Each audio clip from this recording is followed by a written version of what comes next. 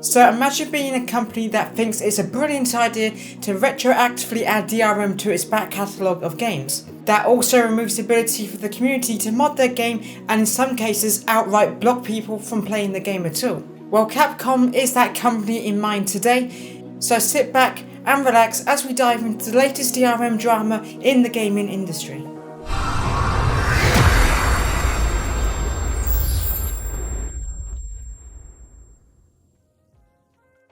Hey, what's going on guys? My name is Madison Charlton from MLC Tech, and now DRM or Digital Rights Management is a very controversial issue in PC gaming. Now, with companies claiming the main reason why they implement DRM is to curb the piracy of their games and that you have a legitimate copy running on your system. But is that really the reason? Well, sort of yes, but it is also used as a way to control the way you use the game that you bought. Now, I strongly believe that DRM is an unethical practice as it is essentially overreaching premeditated policing. For example, it's unethical to use crime prevention to violate your privacy. For example, the police putting cameras in your house and having direct access to see everything you're up to at any given time.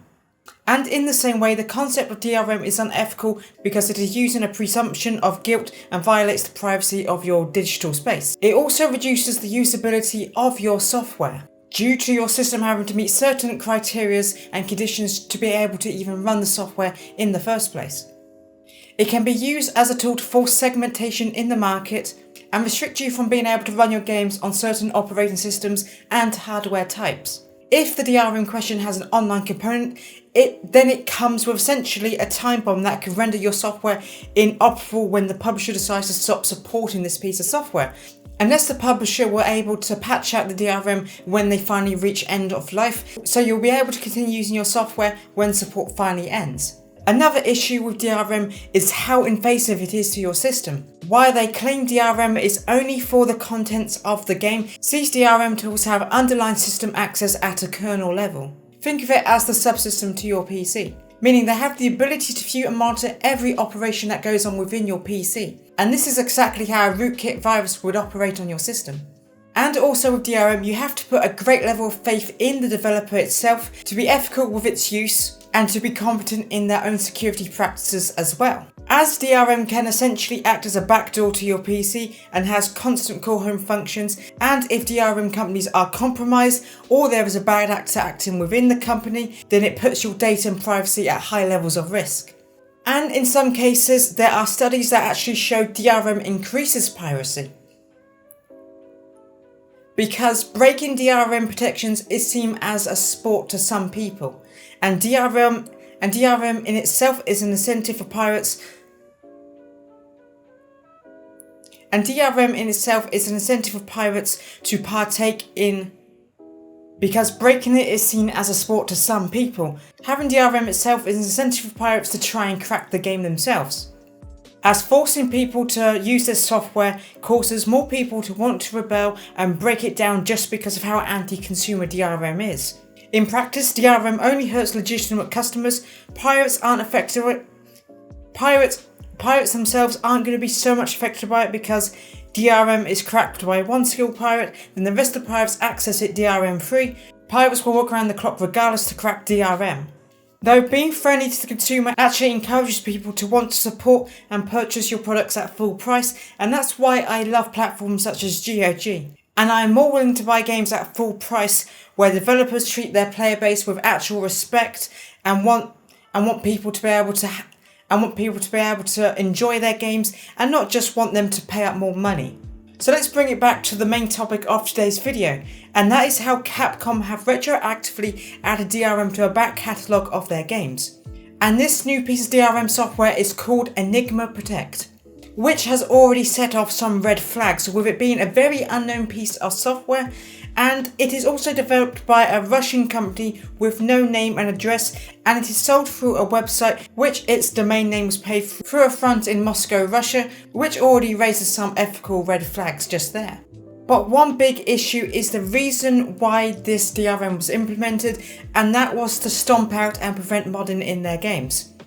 And with the DRM, they've also implemented a new anti-cheat engine, But given most of these titles are single player games, even then I do support modding in multiplayer games as long as there are custom servers to run these mods in, so they're not affecting people who want to play the vanilla game, and also implement the risk of cheating as well.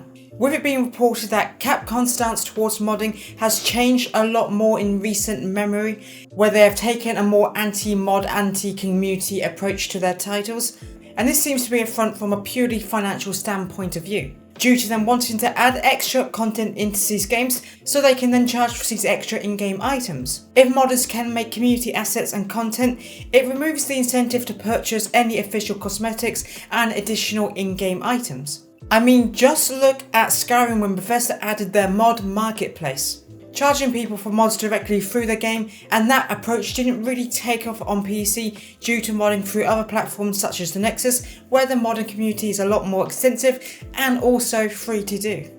But to Bethesda's credit, they didn't try and stomp out community modding on their games, unlike what Capcom is trying to do today. And this DRM goes way beyond trying to stop piracy. It serves as a form to control their users and how they actually play their games, and to try and force people to cough up more money for microtransactions within their games. The Enigma DRM has been reported to significantly reduce gameplay performance, with it being reported to have a hit of about 10 to 15 FPS, and with much more noticeable micro stutters as well. Having DRM running on your system takes up extra system resources, and the main reason why there is this performance hit is because DRM analyzes every instruction on your PC through what's called a gate, where this checks every operation going through your system to ensure the ones related to the game are legitimate functions and don't violate the controls and parameters that they put into place. But in doing so, it checks every operation within your system. Now, this is very similar to how active protection antivirus software packages work. But because of this brings a significant performance hit due to all these additional steps that are being put in the way of processes and the operations of your PC. And the worst thing about this piece of DRM is how it is outright stopping people on the Steam Deck from playing these games, due to targeting other Linux-based systems as well, due to the fact this DRM is not compatible with running on a Linux system. Now, a lot of games run on the Steam Deck through their brilliant translating layer, that being Proton, which allows the code designed for Windows to be able to run on Linux when there is no native Linux support for these titles. And in most cases, Proton works really well to bring gaming to Linux. While in the future I wish to see more native Linux support as a whole, I am against DRM softwares that disallows you to run the game regardless of if there's a translation layer or not. And this is the exact same reason why you can't play games like Call of Duty or Valorant due to their anti-cheat software.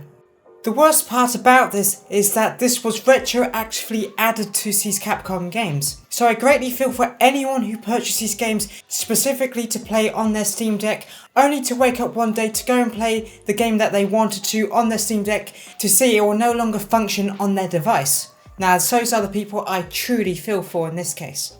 Imagine buying a game that you know will run on your system and to then have your access to that game revoked at a snap of a finger. Now, that right there, that is what will actually encourage piracy of your games. Anyway, that's going to be it for today's video. Let me know all of your thoughts and opinions on this topic around in the comments down below. What is your current view and stance on DRM and video game piracy? And what steps do you think we can take to avoid video game piracy while also living in a DRM-free world? Let me know all of that in the comments down below. Anyway, I have been Madison Charlton from MLC Tech. Thank you so much for watching today's video. Give it a like if you enjoyed it in any way, shape or form, and maybe subscribe for more content like this in the future. Anyway, thank you once again for watching, and I will see you in another video soon. Goodbye for now.